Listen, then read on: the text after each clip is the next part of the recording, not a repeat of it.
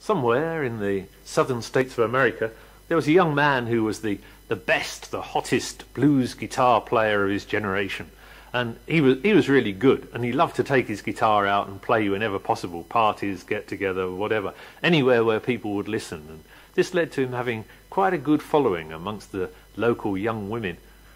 And one night he'd been out playing at a party, and it was late, and he was walking home in the moonlight down the dirt road, somewhere there in Louisiana or Mississippi or wherever it was.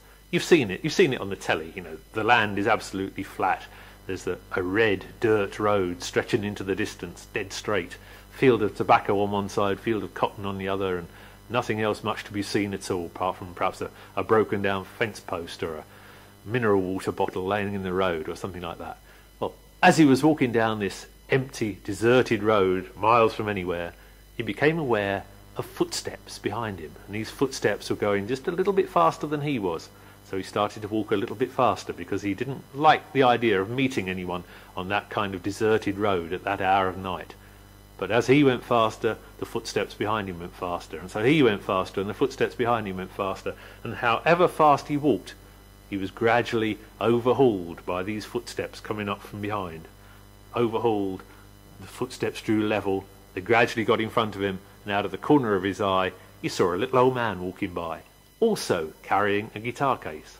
And as happens, if two guitarists meet anywhere, wherever they are, or two trombone players or two fiddlers for that matter, whatever they are, they like to take out their guitars and swap ideas, show each other what they can do and how good they are, have a little sort of competition, if you like.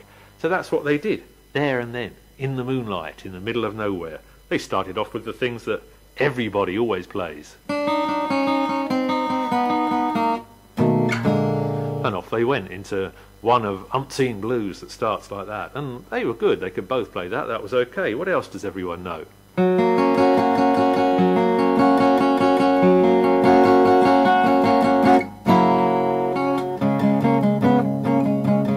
off they went, playing away, rock and rolling down the road.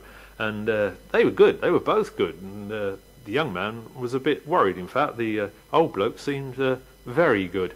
They tried a bit of smokestack lightning.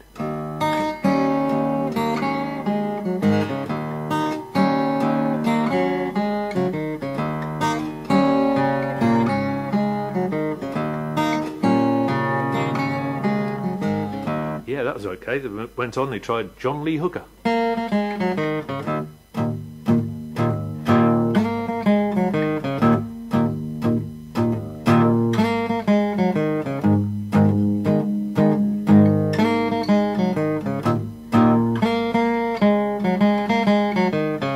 And as they played, the more and more they played, the more and more disheartened this young bloke got.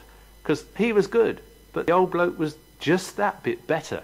He wasn't faster, he wasn't slicker, he wasn't flashier, but somehow in his playing there was more soul, more blues, more authenticity, if you like. And so in the end, he put down his guitar, this young bloke, and he said to him, "How come you're so good?" And the old bloke said, "I was even better when I was alive," and promptly disappeared. And it was then, and only then, that this young man realised where they were. They were at the crossroads, and not just any old crossroads, but that particular crossroads where Robert Johnson is reputed to have sold his soul to the devil in return for being the best blues guitar player ever.